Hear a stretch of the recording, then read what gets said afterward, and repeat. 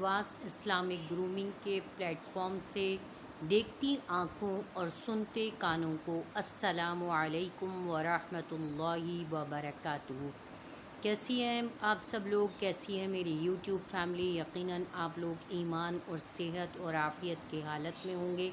अल्लाह ताला हम सबको कहने सुनने से ज़्यादा अमल की तौफ़ीक़ अता फ़रमाए। मेरे वो बहन भाई जो चैनल पर नए हैं तो उनको चैनल के बारे में कुछ नहीं पता होगा, उनको बताते चलें कि ये एक इस्लामिक चैनल है जिसके अंदर कुरान और सुन्नत के साथ मसाइल, अमलियात, वज़ाइफ और आपके तमाम मसाइल का हल और जो भी आपकी चीज़ें हैं उनके बारे में आपके सवालात की बिल्कुल मुकम्मल तहक़ीक़ और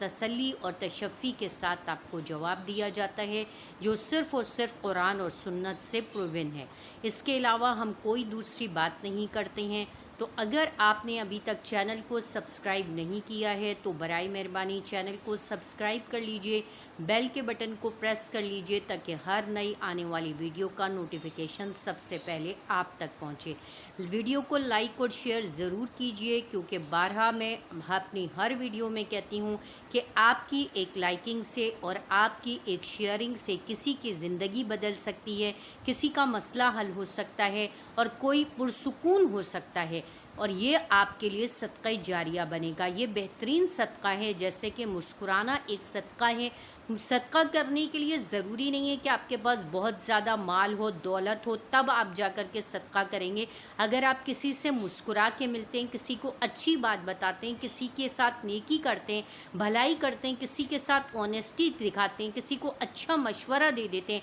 अच्छी राय दे देते हैं, किसी की मदद कर देते हैं, ये तमाम चीज़ें सदक़ात के अंदर शामिल होती हैं। चलिए शुरू करते हैं अपनी वीडियो। आज की वीडियो है ज़िलहज के मुबारक अय्याम के साथ। अब आप लोगों को पता है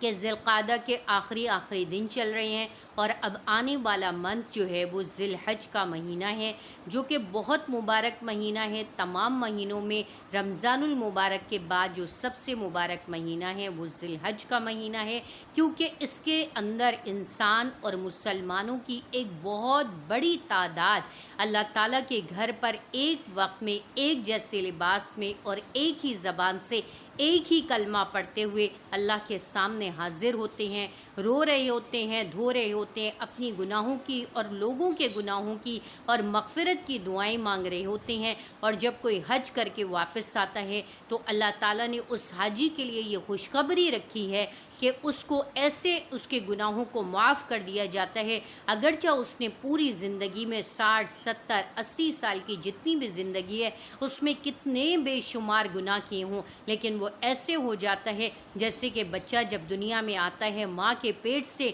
तो वो गुनाहों से पाक और मासूम होता है। इसी तरह हाजी जो होता है वो गुनाहों से पाक और मासूम हो जाता है। और अरफात का दिन जो होता है वो शैतान को मुँह को काला कर देता है। शैतान उस दिन रो रहा होता है, चीख रहा होता है, चिल्ला रहा होता है, धाड़े मार मार के अपने आप को मार रहा होता है, क्योंकि उस दिन उसकी तमाम साजिशें, उसकी तमाम चालाकियाँ, उसकी तमाम जो गुमराहियाँ होती हैं, जो लोगों को गुमराह करने के लिए वो सोचता है, वो सब नाकाम हो जाता है। तमाम हाजी और तमाम लोग एक जैसा लिबास पहने और एक जैसा कलमा पढ़ते हुए रंग और ज़बान की नस्ल से बिल्कुल ख़त्म हो कर के एक ही सफ़ में खड़े हो जाते हैं, महमूद और अय्याज़। और फिर एक ही तराना सबकी ज़बान पर होता है, लब्बैक अल्लाहुम्मा लब्बैक ला शरीक लक लब्बैक इन्नल हम्दा वन निअमता लक वल मुल्क ला शरीक लक। सब लोग यही कह रहे होते हैं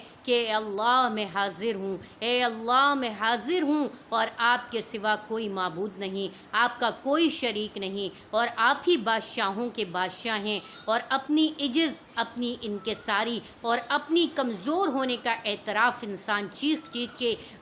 दुआओं के साथ रो रो के चिल्ला चिल्ला के कर रहा होता है। اور پوری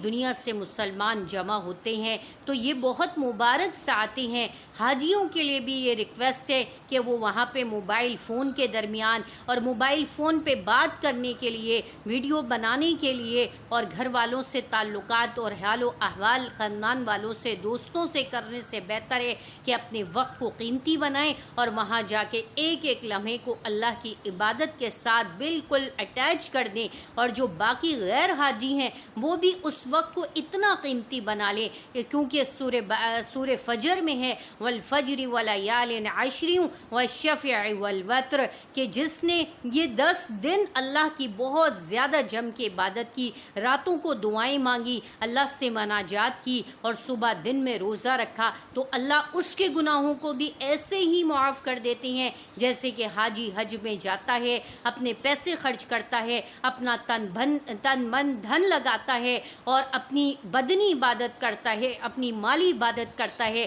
اور اتنی مشقت کرتا ہے، اور کیونکہ حج کو جہد کہا جاتا ہے، اور جہد جہاد سے بنا ہوا ہے، جہاد کا مطلب ہوتا ہے مشقت کرنا، اور جب وہ حاجی وہاں جا کے جو 5 دن تک یہاں سے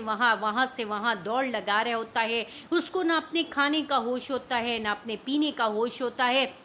اور وہ صرف لبیک اللہم لبیک کی صدائیں لگا رہے کہ اللہ کی محبت میں، اللہ کے عشق میں گرفتار ہوتا ہے، اس کو کوئی چیز دنیا کی اچھی نہیں لگتی ہوتی ہے، اپنے ماں باپ، اپنے گھر والے، اپنے بہن بھائی، اپنی اولاد تک کو انسان بھول جاتا ہے، اور صرف اللہ کی محبت میں معمور اور سرشار ہوتا ہے۔ تو جو غیر حاجی بھی اگر اسی طریقے سے یہی لذت حاصل کرنا چاہتا ہے تو اس کو اپنے لیے بالکل تیار اور الرٹ ہو جانا چاہیے، اور اس کو ان دنوں میں اتنی کثرت سے